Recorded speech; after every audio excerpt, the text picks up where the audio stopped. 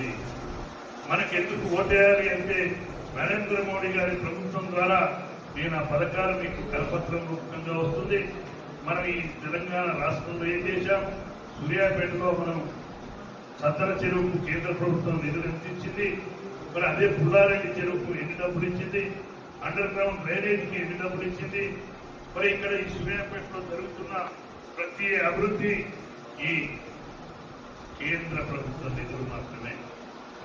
అవన్నిటిని కూడా మీకు కరపత్ర రూపకంగా మీకు ఇస్తాం. ఇంటింటికి చేరేయాల్సిన అవసరం ఉంది. అందుకే నరేంద్ర మోడీ గారి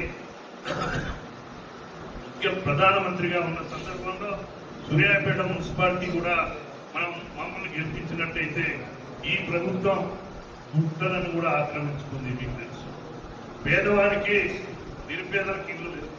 నిరుపేదలకు 100 గజాల 75 గజాల స్థలం ఇవ్వడానికి ఈ ప్రభుత్వానికి గత ప్రభుత్వానికి మనసు రాలేదు.